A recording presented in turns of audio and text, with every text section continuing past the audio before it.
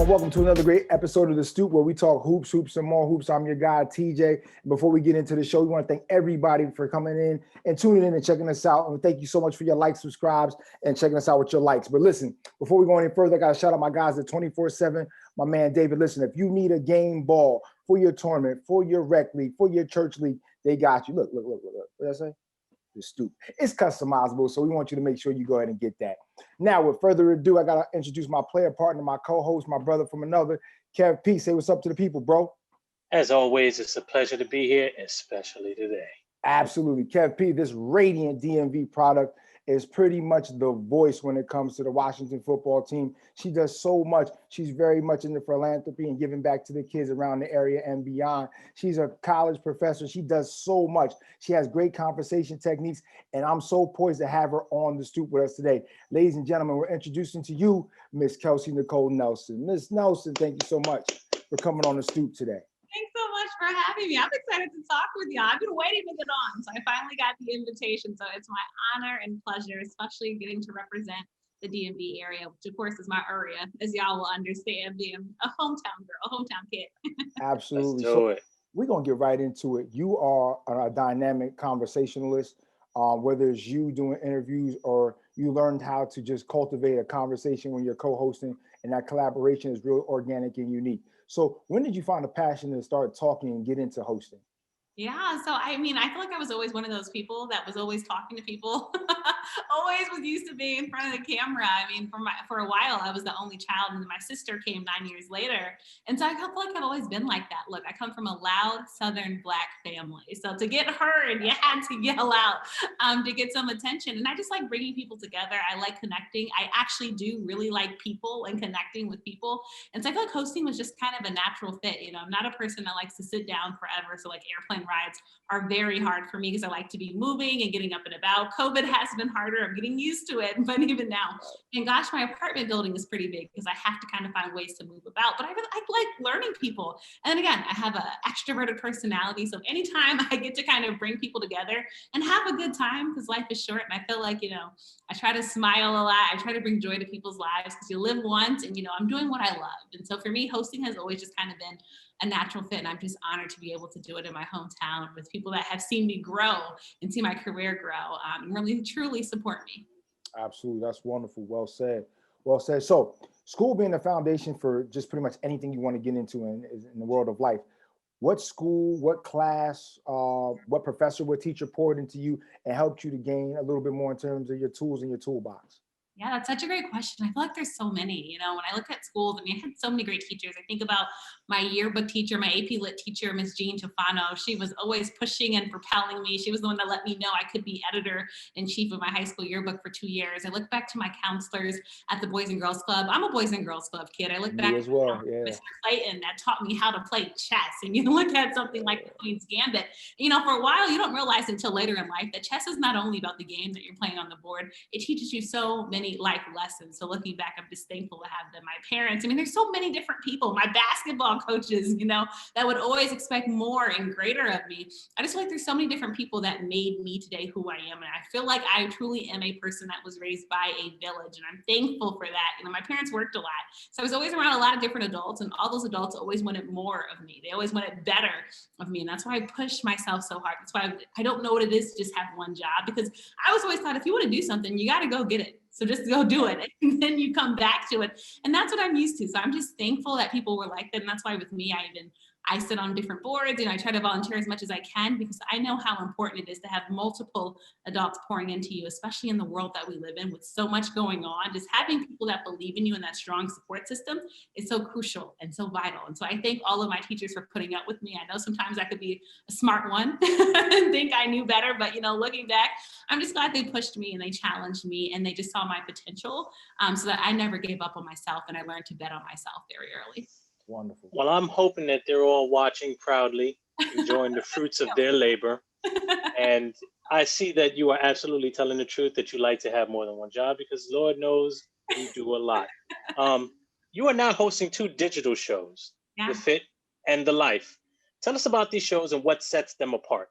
Yeah, such a great question. So first off, I have to say, working with the Washington football is any DMV person's dream come true. I mean, team that I grew up watching, that I never even thought in my wildest dreams that I would get a chance to work for. Because, everyone says you have to leave the hometown and then come back later to actually work in your area. Well, I didn't have to do that. So I'm just thankful. And I'm thankful that the fans believed in me. I'm thankful that the organization believed in me. And I'll say hosting these shows, it brings the fun to Washington football. And it takes people outside of just the game on the football field. So it was great to get into with the players' fashion choices and styles. And so, Chase Young is one that stands out. He brings that PG County flavor to his style and fashion, unafraid to speak out, very confident in what he's wearing.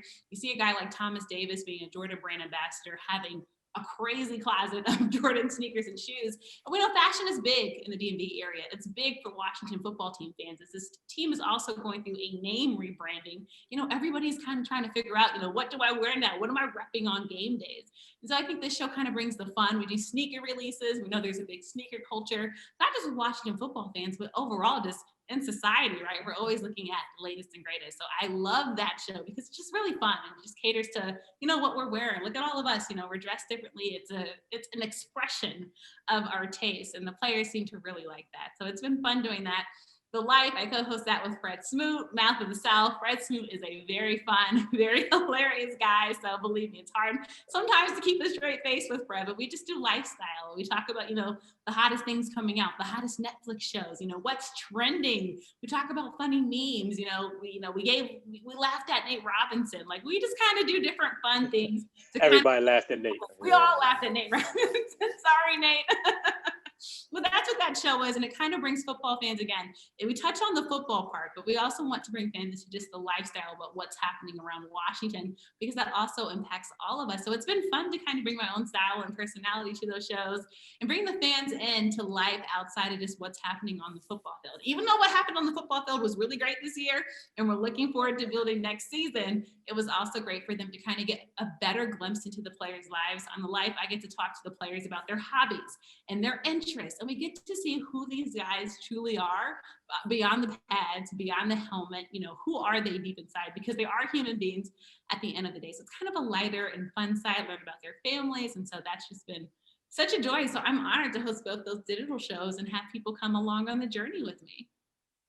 Cool. So now what I'm going to do is I'm going to throw you a curve here. All right, let's do it. With the Fit in the Life, giving special attention to culturally relevant things such as music and fashion and movies, what are some of your favorite music and fashion trends currently?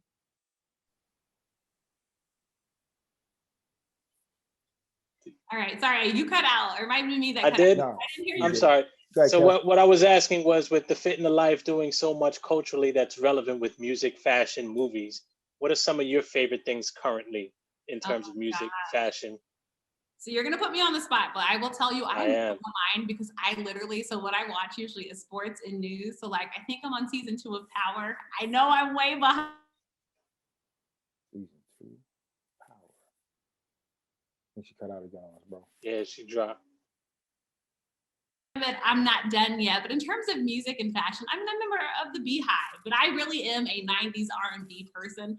I really do love R&B, so that recent Versus battle with Ashanti and Keisha Cole, I was kind of heartbroken. It didn't live up to expectations, because that's me. Like, that's my music taste. That's my music style. My family's from New Orleans, so jazz and blues, like I'm very into music because that's the culture that I grew up in. And fashion-wise, I mean, there's so many different people that you can pinpoint to. And this season, something new that I did is get a stylist. So that's been fun. And they've been kind of challenging me to try different looks and different styles. And that's great, because I realized, like, I thought I was fashionable and fly, but she's been putting me in things that I just never would have picked out.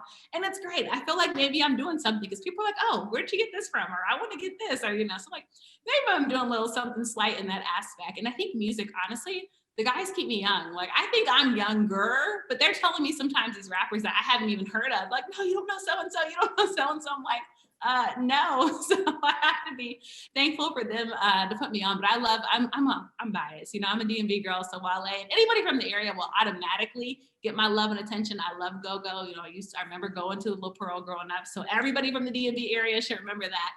But yeah, I'm a simple girl, but I love music. I love fashion. and it plays so much into sports culture, right? And it impacts so much of sports. You know, I was just on a show, we were just talking about Allen Iverson's impact, not just with Georgetown and basketball, Yes. on the fashion and culture ranks. And so, you know, you look at it, and basketball players now, you know, we got Russell Westbrook here in DC. He's another guy.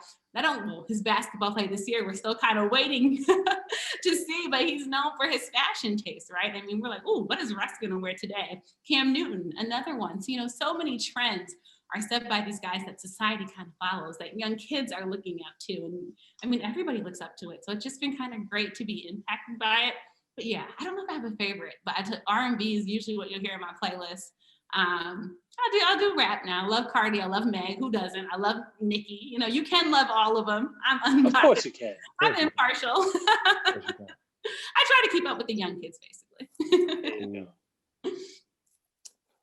Like myself, we both enjoy the opportunity to work with some great sport teams in the DMV area. But you're a homegrown girl. So growing up, who are a couple of your sports heroes, your idols, the people that you like to follow? Maybe it's the Washington football team, maybe it's a national player, maybe it's a wizard, but who are some people that you looked up to and that you were fans of? Oh my gosh. So this is a question I'm like, how long do we have? There's so many. You know, I remember growing up. Give me your top five. Can I get your top five? Oh, shoot. Okay, top five. All right. Top five. I loved Elena Beard growing up, playing with the Washington Mystics. Have to do her. Oh, this is hard. Okay, Gilbert Arenas for sure. Right. Hibachi. My favorite football player, it's Baltimore, but look, I'm putting it in the DMV. That's fine. Ed Reed. Love Ed Reed. How can you not love Ed Reed? Oh my gosh, I feel like I want to put so many women's basketball players in. I don't know if people remember Coco Miller. She played for the Mystics. Also, her growing up. And then number five, I feel like I need a Hoya. I feel like I need a Hoya, or even a Maryland basketball player. See, the five put me in this little tight spot. Oh, I guess I got to go Juan Dixon. Juan Dixon. There you go, Coach Juan Dixon. I had to pick that, but believe me, it was hard to leave off a Georgetown player. But that's the great thing about growing up in this area. We have all the sports teams, and you get to just watch so many greats in terms of college, even high school ranks, right?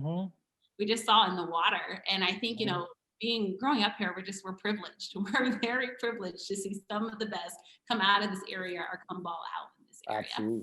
Absolutely.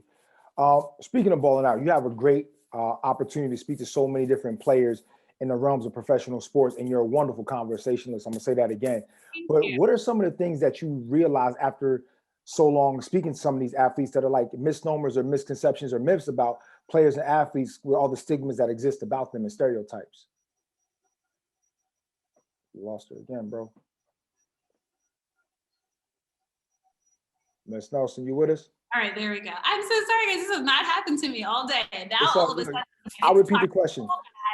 My internet decides to act out. But I think something that I've learned, it's something that I really said that I know, but that I've learned is that these are human beings that go through everything that we're going through. And I think people forget sometimes. And I think that's why when I'm talking with them, I try to kind of go beyond the field, beyond the court, and just talk to them one-on-one. And I try to talk to everyone the same. I don't treat anyone different. And it's kind of that real conversation that they're looking for. Because, you know, when you're up this high, people start to act different. Sometimes people say, no, they act different. No, usually it's the people around you that act differently. And so what I think I'm trying to pull is, I always say I never want anybody to leave an interview that I do either not smiling or not feeling like they learned something. Right? So smiling, if it's a happy interview, you know, we're just talking, but I just kind of want to pull something more out. Or if it's something serious, I want them to learn more about these deeper issues. So like social justice right now is something that we're all pouring into. I want them to see why these athletes won't just shut up and dribble, why these athletes feel the need and why they should use their purpose in their platform. And so I think for me, it always needs to be kind of that aha moment, right? That's a good interviewer. And that's why I really try to listen and pull on things that they might not have talked about, but also I'm not afraid or shy away from talking about really important issues. You know, you have to get a vibe for a person, but once you make somebody feel comfortable, there's usually nothing that you can't get from them. You have to learn, people have to learn how to trust you, right? And that you can be that person that they can run to, that they can go to anytime. And so I think I've just been lucky and privileged. And of course, it's a lot of background research that I'm doing on these guys and girls when I interview them. But, you know, I just try to pull on a story, because remember, we're storytellers as journalists, and something that can kind of carry on and leave the listener and the fans feeling like they feel closer to that person. And so I think I'm happy that I've never been in an interview where someone was like, no, I don't want to go there. You know, it's always like, you know, I'll go where you take me. And that's what we do. Absolutely. So, you just kind of build on that story. Absolutely. Excellent. You have been very busy this past year in particular, Yes. between the fit, the life, unfiltered, listen in with KNN, sideline for the Georgetown team, Yeah. as well as various other appearances. Who knows? You're everywhere. You're like the Steve Harvey of sports media. And I'm paid like Steve Harvey, hoping to get there one day. You're on your way. Don't worry about that. How do you find the time for Kelsey, and what do you do in that downtime? Yeah, that's the question. That's the $1 million question. And I'm honestly still learning it, right? I think I believe in being very transparent. I think it's hard to say there's a good thing about COVID because it's been so bad. It's taken too many lives. And of course, we're still trying to just find some type of, but it's forced me to slow down and actually have time for Kelsey. The other day, no joke, I got my first ever professional massage. I had not ever had Really? one. I'm learning to kind of take time for me because you spend so much time working for others that you forget you. And like no day is promised. Life is short, and you only are as good as what you bring to the table, which means you need to take care of yourself. Something else I've been doing every day, I take at least an hour out of my day. I put my phone down and it's just me time. No one else. It's just me time. So usually I'm listening to music, catching up on a Netflix show, or something like that where I'm just like able to just breathe, right? Because you don't realize it, but we're so attached to our phones and computers, like your mind's always going. I just feel like sometimes I'm never just like, whew. And that hour I feel like has just changed me. And then sometimes in that hour I'm going to the gym. Like there's just different things I feel like I'm just doing to get to know myself better. Because I'm asking other people for me to get to know them. I need to make sure I'm in tune and in touch with myself. There's so much going on in the world. I think, after the Capitol riots happened, that was a day I had to take 2 hours to myself because I just had so many emotions going. And just kind of had to reconnect with myself to be able to do my best job. I kind of had to get my emotions in check and make sure I was okay. And I tell people that all the time, I do a lot, but at the same time, again, I'm only as good as me, meaning I need to make sure I'm bringing my best self to every job that I do. I freelance, every day is an audition, right? I have students that count on me. I cannot, come subpar to the classroom because that wouldn't be good on me and that wouldn't be good on them. So I think I can encourage everyone, if it's 30 minutes, if it's an hour, you've got to take time to yourself every day. I've had to learn that. I won't lie to you guys. I used to be bad at that. I wouldn't take any time to myself. And also I'm learning how to sleep again. Like before I was lucky to get 4 hours. Yes. Now I'm at least trying to get 6 hours. So I feel rested and I feel good. And again, I can bring my best self to work and be able to do a good job. Because you can tell when somebody's tired. You can tell when somebody's not on their ones and twos. If you haven't seen, I'm very high energy. So people can tell when I'm not. And it changes, right? And the shows I do, I kind of need to bring that energy. So I can't be short of that. So I encourage everyone, please, please, please take some time to yourself. Don't feel like you're going to get behind when you're doing that. I think that's what I used to do. Like, if I'm not working now, I'm getting behind and, I'm not as competitive. No, it's me recharging my battery so I can be by myself, so I can be competitive and I can continue to do the best job that I can do at all of my different jobs. So hopefully I can continue to grow in this industry. Okay. Absolutely. With all the hats that you wear a lot of them, you do them all well. Thank you. You're known mostly for your affiliation, obviously, with the Washington football team organization. Yeah. But you've also tweeted and retweeted a lot of things about basketball and various sports. Yeah. How many other sports do you follow closely, and which teams and or players do you favor? Yeah. Okay. So I'm a homer. So it's like, yes, I work for the Washington football team, but still with my other jobs, I'm covering DC sports. The Wizards are that team, of course. Again, I'm a hometown girl. I grew up going to MCI Center, now Verizon Center, or then Verizon Center, and now Capital One. I've been through those changes. And again, I was a Boys and Girls Club kid. I went to my first professional game because I got free tickets to go to a game. I remember sitting all the way at the top of the nosebleed seats, and I always said, one day I'm going to get down there. I'm going to be by the action. And so the Wizards have been a team, I'm a hometown girl.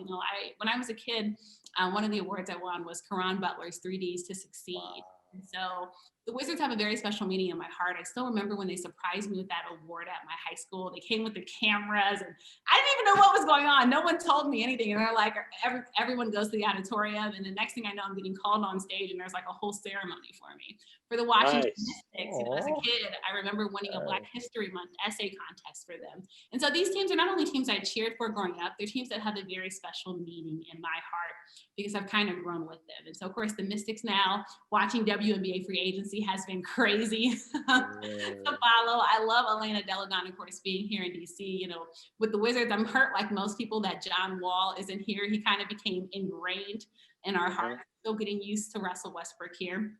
But of course, embracing Bradley Beal and what he's done with this team. The Orioles, the Nationals, I mean, all these teams are great. I mean, but in the NBA, I'm also a Lakers girl. I feel like in the NBA, you're allowed to have two teams. And, you know, so of course this week, much harder remembering the late, great Kobe Bryant, which I know all of us, you know, are still getting through. But, you know, honestly, I love sports. So again, I love the hometown teams. And I always will stay true to the hometown teams. I need the Washington football team and the Wizards to bring me a championship in my lifetime, all right? Because, you know, we hear about the glory days. I remember the Bullets. I remember the Washington football team's last Super Bowl, but that was before I was born. Like, I want to experience that. But I will say, and people know this, and Washington football team fans know this, I work for the Washington football team, but I grew up a diehard Baltimore Ravens fan. I'm a Maryland girl. I was born in Maryland, so I stay true to Maryland. You know, Ray Lewis, again, Ed Reed, like I'm a defense girl, so I love just the defenses that the Ravens have had. I'm a Lamar Jackson girl. I'm always rooting for Lamar Jackson and his greatness. You know, and RG3, remember him with the Washington football team, root for him there, rooted for him with the Ravens. And then, of course, now I'll root for him wherever he goes, should he hopefully find another landing spot in the National Football League. But anybody that's from the area, KD, I will always root for him no matter what team he's on. You know, it's that, you know, Quinn Cook. I mean, there's so many guys from the area that you're always going to root for because they're born and bred here. And we always like to see DMV success. That's why we love Chase Young in Washington, right? Because he's a hometown kid that's not only balling out, but he's representing the best of the area. Rooted for Dwayne Haskins, even though he broke our heart here in Washington, but wishing him the best of luck with the Pittsburgh Steelers. Again, another guy that has roots to Moco, even though he wasn't born there, but we root for him. Stephon Diggs, rooting for the Montgomery County kid, Maryland Terp like me. So there's so many that I root for. So basically, if you're from the area, I will always be rooting for you because I expect greatness from the DMV. I'm biased, but that's you have it. Oh, definitely. Boy, that was a lot. But I'm sorry, y'all. Y'all see I'm passionate about the DMV. You can tell you let it. No, that's a lot. But I like that because we gonna take it somewhere. Absolutely. So with the passion of Washington football team, and listen, I'm a Washington football team fan as well. I grew up watching the Washington football team, even though I'm not from the area. That was my favorite team because just reading about the fact that they had the first Black Super Bowl winning quarterback in Doug Williams. I should say I'm a daughter of a Gremlinite. So Doug Williams was one of the first players I ever followed. Right. So that sparked my interest of being a Washington football team fan. But let's talk more because you're involved heavily into the team and the organization. They actually got back into the postseason, and I was ecstatic. But not only that, they made history this year, being one of the two teams that had women coaches as a part of the sideline, first ever, especially during a playoff. But then we just seen what they did with Coach King, promoting her just last week. Tell us your thoughts on that, and also tell our fans out here and our viewers, like, what's your expectations of other leagues and organizations knocking these barriers down so that more women can get involved and we can see more equality among our professional sports teams, please? Yeah, I think this is so special. You know, I've been on a couple shows talking about this, but I don't think people realize the significance. So I'll say this, the reason why I grew up a Ravens fan was because growing up, I learned that the Washington football team was the last team to integrate in the National Football League. And there's a history behind that. If you don't know it, I highly encourage that you learn that. So to look today and to see the Washington football team being one of the most diverse organizations, talk about life coming full circle. Jennifer King, I remember interviewing her first when she was with the Carolina Panthers. Of course, when Ron Rivera was there.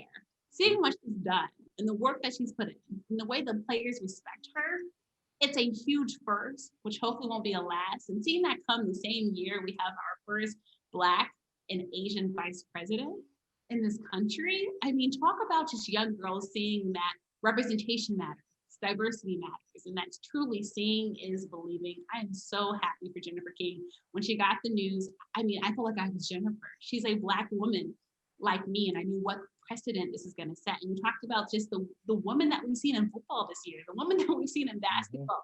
I feel like, again, we're continuing to put cracks in that glass ceiling. It's not broken yet, but we're starting to see more women involved in the ownership spaces, right? And the coaching side of things. And finally, society getting into the program. And so I thought for Jennifer, it meant so much. Remember the Washington football team also having the first woman in the broadcast booth, who just so happens to be my boss, who is Julie Donaldson. I thought I joined the team at the perfect time when truly the culture is changing. I think for a while there was this black cloud over the Washington football team, not just because they were playing, but just, other questions that people had of the team, right? You hear all these different things. I think for the NFL to see what Washington is doing, it's going to force everyone else to wake up, because now we're setting that new standard, we're setting that new bar, and the rest of the NFL is going to have to catch up. We wanted it way before, but we're going to need it now, because I think when we look at the National Football League, we do see diversity being a problem, right? I've talked about this on my show. I've had Jim Rooney on my show. We see it in the head coaching ranks, right? We're still looking for more minority coaches. It kind of goes up and down, it dwindles, but you're looking at a team that is predominantly Black with Black players. And then you look at the Washington football team, same thing. Women have been long a part of this organization, right? They have the wow part of the team, which really recognizes women in Washington. But Jennifer just doing what she did, I think about the young girls out there, guys, and I'm like, you know what? I can be like her. I want to be involved in football. I can be on the sidelines coaching these guys because I know just as much about the game. And I think also it's gonna force teams really to consider everyone that's able, everyone that has the abilities for these coaching positions. Because for a long time, women weren't looked at like that. And look, we're still minorities in sports. I'm missing Super Bowl this year, but I went to the past two, and I was reminded when I was on Radio Row how many few women there are in sports talk radio, yet alone Black women in sports talk radio, right? That number is very small. For Jennifer, she is the first. We need many more, but it has to be a first in order for you to get more and be more. And so I think being a part of the team when all this is happening, I pinch myself sometimes, because this is going to be something we look back to when I'm an old woman, which hopefully I make it to that age and say, wow, I was there. I worked with her. And so it's just something that makes me smile. It makes me glow. And I hope I get to continue to do these stories of women entering the football ranks, because they deserve the opportunity to be at the table if they meet the qualifications. Absolutely. That's beautiful. Real quick, TJ, I wanted to ask, because we constantly on the show preach about representation and its significance. Yes. And I'm so happy and proud to hear you speak on it and try to live up to it as well. But the question I want to ask is, like, how do we keep this momentum? Because this isn't something that we want to have and then kind of fall off. Like, let's keep it going. So what do we do to keep that momentum going? Can I add to that question? I'm going to give you a two-part question. So how do we keep that momentum? And then why are we doing so much to kind of, how should I say, quench the voices of some prominent African-American women in sports and in sports journalism? I think you know what I mean, and I'm gonna leave it at that. So that's the two-part question. Yeah, look, we've been saying for a long time, not only listen to women, but listen to Black women. We've been calling this for a very long time. People are just now waking up and seeing what WNBA players have been doing. And they've been doing this, you guys, for a very long time. You all just weren't paying attention, and many of us were, but we weren't getting that same recognition and attention. That's right. You keep momentum going. I think a great thing about social media and the internet is that you can get your message spread so quickly. Look at how quickly the Black Lives Matter movement is moving, right? Social media, right? I mean, nothing is like hidden now. Everything is right in your face. I think when we're able to act quickly on matters and bring attention to matters, they can't ignore it. Let me tell you, Black Twitter is a thing. There's marketing campaigns based off of that. There's money being made off of our tweets. You have to realize there's power in that. People are forced to listen, especially when it comes to the bottom dollar, because something that nobody wants to do is lose money. So I think we have to keep that attention going. We have to keep that momentum going. Like you said, we can't let it go. It started, but when you lose that momentum and the steam cools off, it just stops. We can't have it, because when you keep that pressure on leagues, on teams, on organizations, on society, change happens. And we need change to continue to happen, because we all know it's a great world, but it's not a perfect world. There are still many people who are not able to have a seat at the table. Because I always say, I not only want to have a seat at the table, I want to make sure I can pull up my chair, put my elbows on the table, let everyone else listen to me, and then make sure that I leave space at that table for others to come and sit next to me or sit across from me. I think that's the biggest thing. So again, we're pulling up our chairs to the table, but that table is still not filled. We're still having diversity questions in many terms, right? I mean, look at the world. We're becoming more and more. America is becoming more majority minority, right? There's more people with more melanin in their skin. We need to make sure that's reflected, because to have fair media coverage, it means we need everybody in that media newsroom to say their opinions, to say their voices, to make sure that we're covering all stories that are important to all people. So again, I feel like we're kind of scratching the surface now, but we're still way behind the ball, way behind the ball. And that's why I think people like you and me, it's important we have these conversations and make sure that these conversations are mainstream and that we force people to have these conversations. Sometimes they can be uncomfortable, but they're needed conversations. That's the only way the needle is going to move forward in society. Wonderful. Go ahead, Kev. Well said. Well said. I'm going to quote you really quick. Okay. To be yourself in a world that is constantly trying to make you something else is the greatest accomplishment.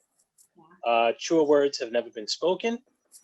Speak on that as it pertains to your journey in a male-dominated profession, and how do you make sure that that message reaches the ears of the youth?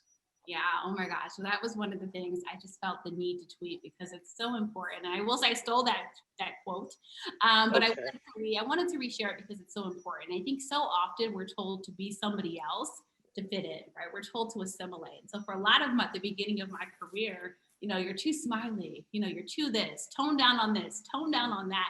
And I felt like I just kind of started losing myself. I didn't sound like myself. I didn't look like myself. I wasn't comfortable. And lo and behold, when I finally started to learn that I could be by myself, by being myself, that's when I started to get comfortable. That's when job opportunities started to come to me because I wasn't trying to pretend. I was keeping it real. I was being me. And I tell people all the time, it's hard because again, everyone's going to tell you this or that. And it's not to say don't listen to critics, but it's to say, stay true to yourself because you are your best self when you are you. It's so hard to wake up and try to have to pretend every day because then you have to try to remember this act. When you are you, everything kind of just comes naturally. And that's the best compliment to me that you can get as a broadcaster is that you're a natural. How are you a natural? Because you're being you and you're not trying to be someone else. We all have people that we look up to, right? My idol was Oprah. My line name is Own. Oprah is an icon. I love Oprah. I take tidbits from Oprah, very far from Oprah, but I'm still me. At the end of the day, I'm still Kelsey Nicole Nelson. And I always tell people, just because others are telling you to be something and you're not comfortable at it, and maybe that's not why you're getting, maybe you feel like that's why you're not getting a job, then start your own thing. The great thing now about social media is that you can bring attention to you. I mean, look at all these influencers we have now, building their own brand, building their own base, making employers have to come to them because they want their following. So they're going to hire you because you've created a unique niche. And I say all the time, it's hard again, because society is going to tell you to be so many different things, right? You go on social media, you think you have to look like this, or you have to look like that, or you have to sound like this, or you have to eat this, you have to eat that. No, do what's comfortable for you. Because again, when you're true to you, I think good things happen. So I know it's hard, but I think that quote speaks so many volumes because you're going to hear so many different things come in your ears, so many different things come on social media. In the media, you're going to have so many naysayers say, oh, you're not good. You don't know sports. You don't know this. Oh, you just got this job because you look like this. Whatever people want to say. But if you stay true to you, nothing's going to bother you.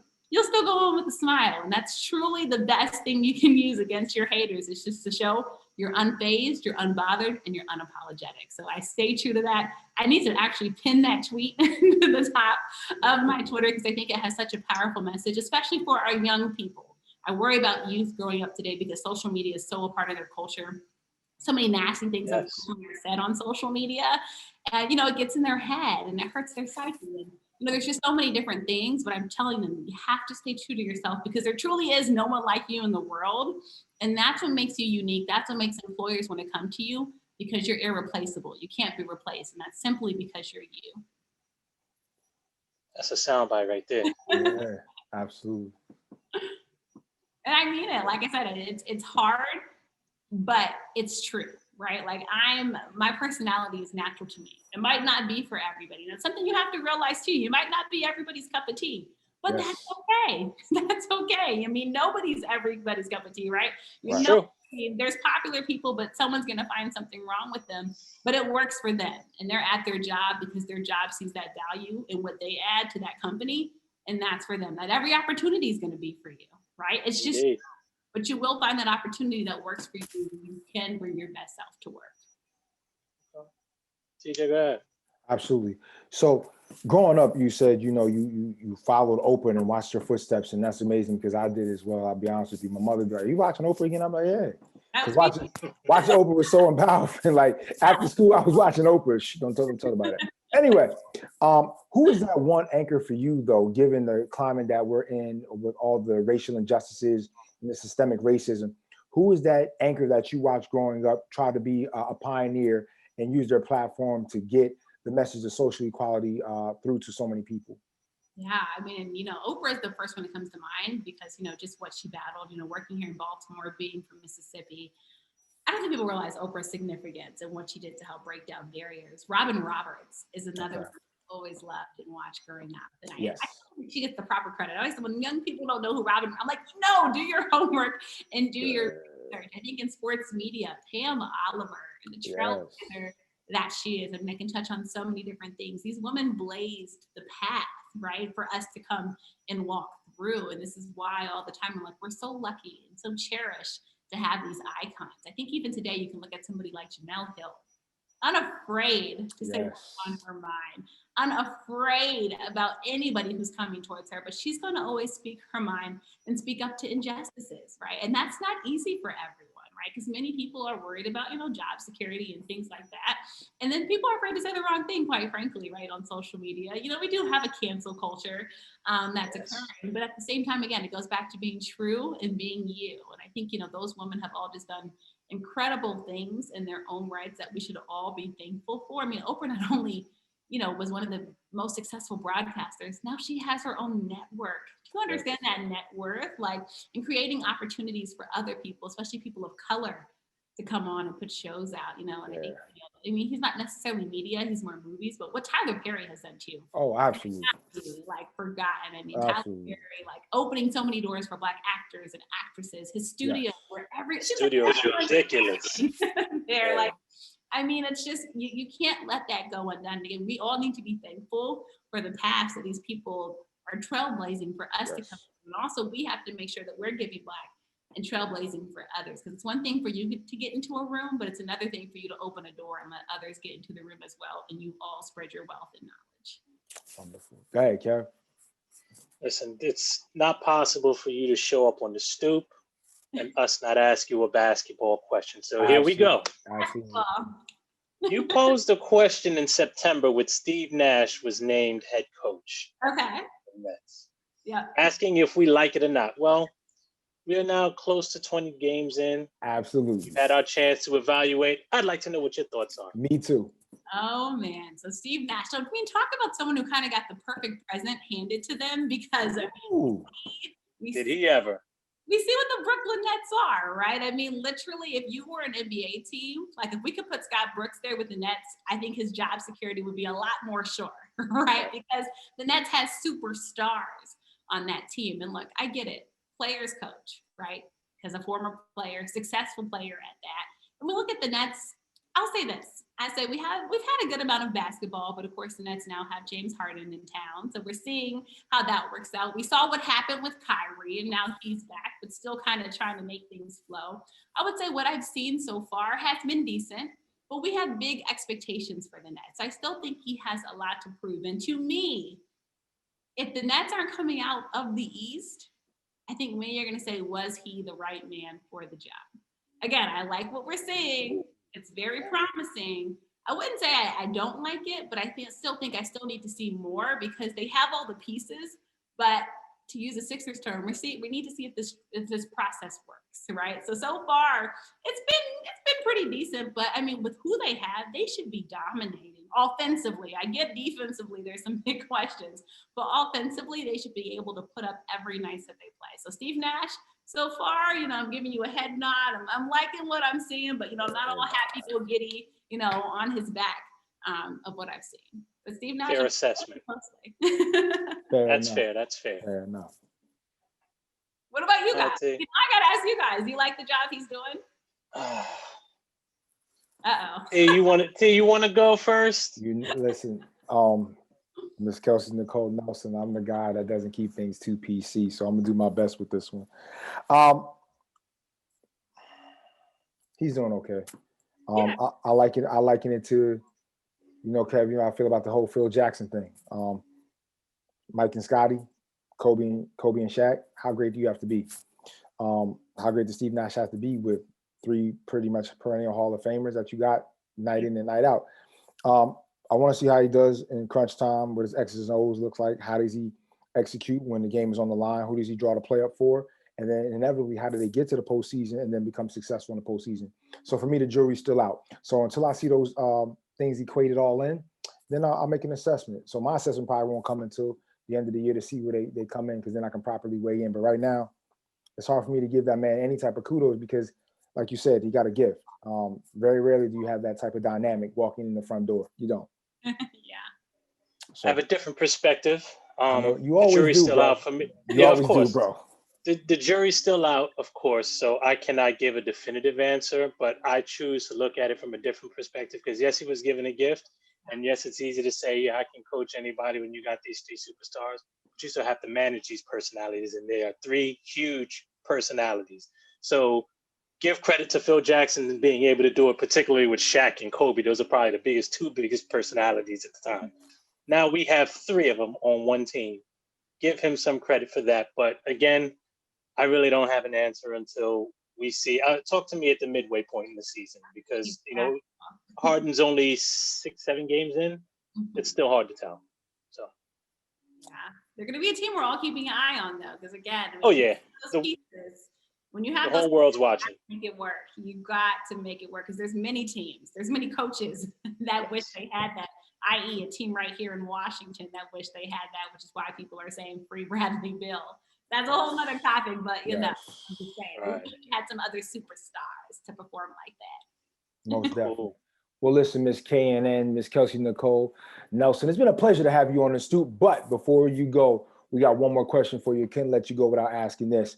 You being a local, hometown, homegrown product, a hometown phenom, breaking down doors in your own right, an educator, philanthropist. There's so many different things, so many hats you wear. You're involved. You speak. You do many extracurricular things. You speak on boards. You just do so much. You're an anomaly. Hats off to you. But what do you tell that next Kelsey Nicole Nelson that is coming through the door from either Parksburg or from, Upper Marlboro or from Baltimore or from Southeast? Who is going to be the next you? What advice would you give that young lady? Yeah, this is something I've been preaching, and it's 3 words: bet on yourself. I think it's so easy to say, but so often we're questioning ourselves. And I feel like that was me growing up a lot. And the people that know me know I went into University of Maryland, a psychology major. I had got talked out of journalism. You're not going to make money. It's an unsteady field. Why would you do that? Went into psychology, could go through the classes, was not interested in the classes. I was looking at the clock like that. All right, so what's this class in again? And, when I switched into the journalism major, it was just a natural fit. And again, I've learned to bet on myself. I did about 15 internships in college. I was really trying to figure out, I wanted as most experience as I can, not just in sports, it's a lot of political ones too. Again, growing up in the DMV area, and I hate when people say sports isn't political because it is political. It's yes, it is. Absolutely. Did not know that, but I was questioning myself so much throughout because I was listening to naysayers. I was listening to what people said I should be and what people said I should do. But looking back, if I could tell myself, Kelsey, you're going to be fine, girl. Just be you. Do you. Bet on yourself. Believe in yourself. So many people gamble, right? And bet on things that they have no control over. We'll go buy the lotto ticket, with a very small chance to win. Absolutely. But yet we won't bet on ourselves and invest in ourselves, invest in that voice coaching class. Invest in that podcast. Invest in that microphone. Bet on yourself because whatever you want to do, if you truly put the work behind it, you can do it. All right. So I'm not saying don't bet on other people. You should believe in other people, but you got to believe in yourself. Don't put all your gifts into thinking that other people will do for you. Do for yourself. Bet on yourself and you will be so, so much better in life. I give that to older people. I give that to younger people. I give that to everybody. If I ever could go back in life, I would say I have no regrets, but I would just tell myself and I would whisper in my ear, girl, you've got it. Bet on yourself and you're going to be fine. Absolutely, absolutely, absolutely.